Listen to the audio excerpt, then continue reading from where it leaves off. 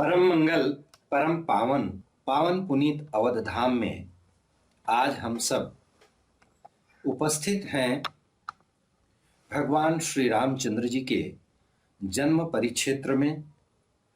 वहाँ उसके बिल्कुल समीप जो विशाल प्रासाद है, जो आराधना गृह है, जो मंदिर है, रंगमहल मंदिर में उपस्थित हैं।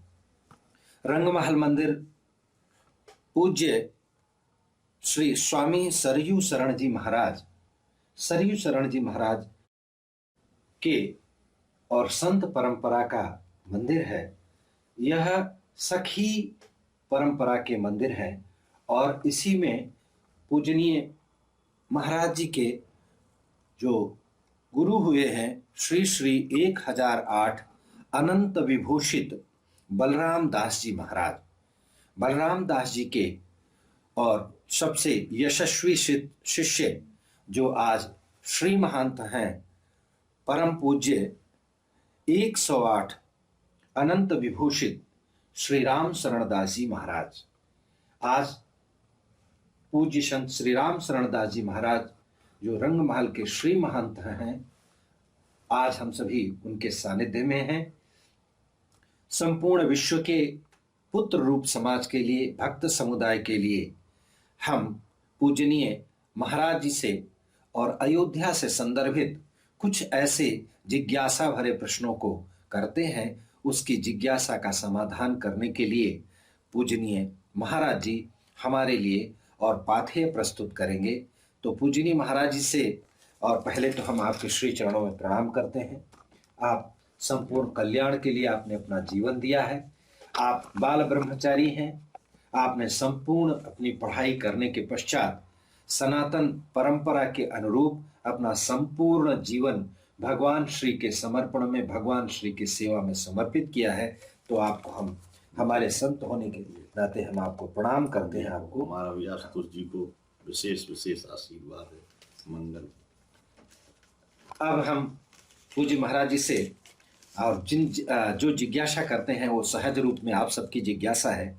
महाराज जी, ये जो अवध धाम है, पावन अवध धाम है, इसका महात्म्य क्या है? इसका क्या महत्व है? आज पूरे भारतवर्ष के अनेक तीर्थ हैं, किंतु अवध धाम की ही महत्ता क्यों? कृपया इसके संदर्भ में आप प्रकाश डालें।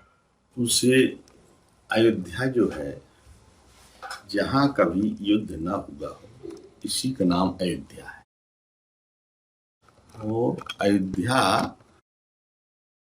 का जो महत्व है, मैं तो ये समझता हूं कि सारे तीर्थों को अगर अयोध्या न होती, सारे तीर्थों की रचना ही नहीं। जैसे सगर के पुत्र थे, अयोध्या से ही उनका प्राकट भाव है। दिलीप हैं, जितने भी वंशज हैं उनका पूरा वंशावली देखी जाए, जितने भी राजा हुए अयोध्या से जाकर के चौमुख देश के कोने कोने में। जैसे अयोध्या से जाकर के सगर के पुत्रों ने 60,000 उन्होंने जाकर के एक समुद्र मंथन किया और फिर उनके पूर्वजों को एक समुद्र उससे उनका कर करके प्रादुर्भाव करके गंगा जी का उनकी अंत्येष्टि करके उनको जीवन के आवागमन से मुक्त कर दिया। ये अयोध्या की महिमा थोड़ा तेज बोले ना। तो अयोध्या की महिमा, अयोध्या धाम इसलिए है, अयोध्या में जितने भी भगवान श्री राम राघवेंद्र हमारे नटखट तो रहे नहीं हैं। आदर्श रामो दुर्ना विभास्ते, राम एक बचने। राम का वाणी और आचरण दोनों करने जोग है। वाणी से जो कह रहे हैं वो भी करने जोग है, और जो क्रिया से कर रहे हैं वो भी करने। ये अयोध्या। और अयोध्या की प्रदा में सहज से, पहले बताते थे राम जी हमारे इतने सहज थे, सरल थे कि सभी से मिलने के लिए उनके कोई समय की कोई बंदिशें नहीं थी।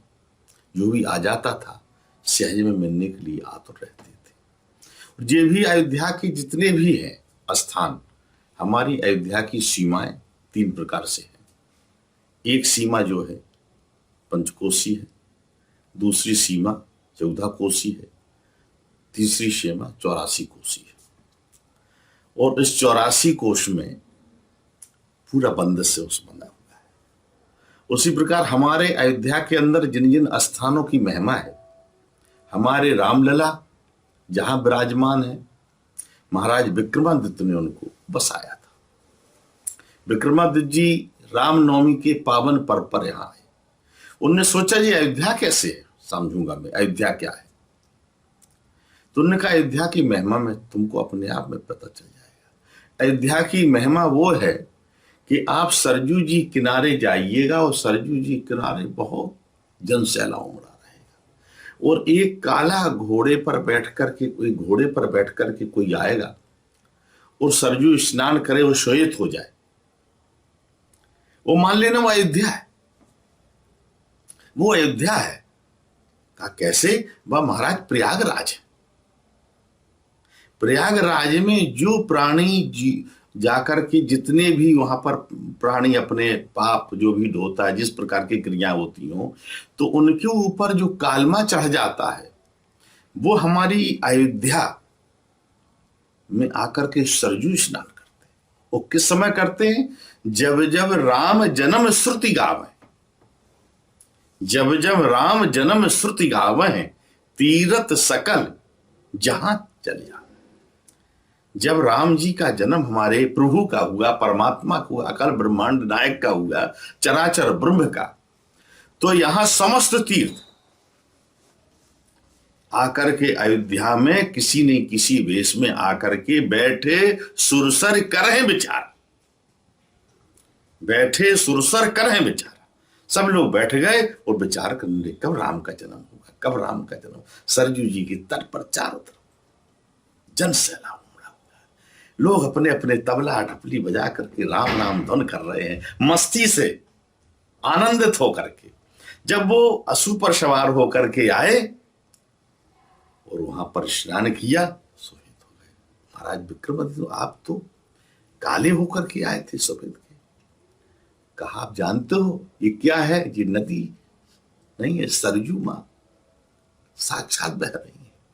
मैं प्रयागराज हूं भैया। मेरे ऊपर जो साल भर जो प्राणी जाकर के अपना जो भी पाप करते हैं, धोते हैं, अनेकों प्रकार के वहां पर देख रहे कर्मकांड भी प्रयागराज में ज्यादा होते हैं। अस्थियां ले जाते, कहीं कोई ले जाता, सब धोते हैं तो मैं काला पड़ जाता हूं। लेकिन मेरे पास कोई ऐसा रास्ता नहीं, कोई डॉक्टर नहीं जो मेरा इलाज कर सके, तो मैं फिर दूसरे को फिर कैसे रास्ता दूंगा।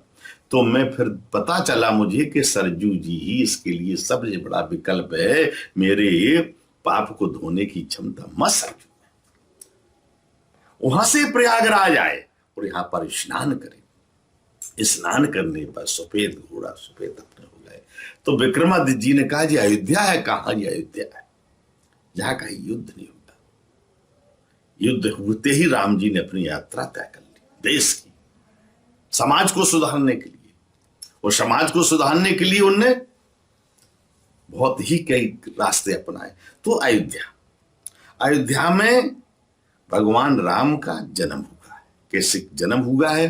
तो इसकी रास्ता क्या है?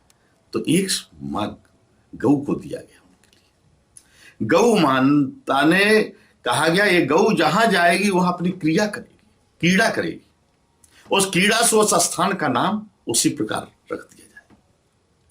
जन्म स्थान पर जिस समय महाराज विक्रमादित्य यहां आए, विक्रमादित्य पीछे चले और विक्रमादित्य जी ने देखा कि अपने आप स्तनों से दूध गिरने लगा, तो उसका नाम जन्म भूमि पड़ गया, फिर जन्म स्थान पड़ गया, रंग महल पड़ गया, कनक भवन पड़ गया, हनुमानगढ़ी पड़ गया, नागेश्वर हो गया, वशिष्ठ कुंड हो गया, सीता कुंड हो गया, अनेकों गुप्तार घाट हो गया, मखोड़ा धाम हो गया। अनेकों ऐसे स्थलों के निर्माण यहां पर किए गए। ये अयोध्या मेरी पंचकोश की सीमा के अंतर्गत मुख्य स्थानों का निर्माण होगा। ये friends, We at BharatMarg.com are involved in Sanatana Dharma Prachar and also exposing all anti-Hindu activities and fighting for our Deshan Dharma. Join hands with us by liking www.facebook.com/BharatMarg page, also at Twitter at BharatMarg, and YouTube just by subscribing. Also clicking on that notification button to get an instant update as we post important updates and videos. You can also become the part of our WhatsApp club to get one dharmic message a day which goes around the world by sending us a message at +1 647 964 4790.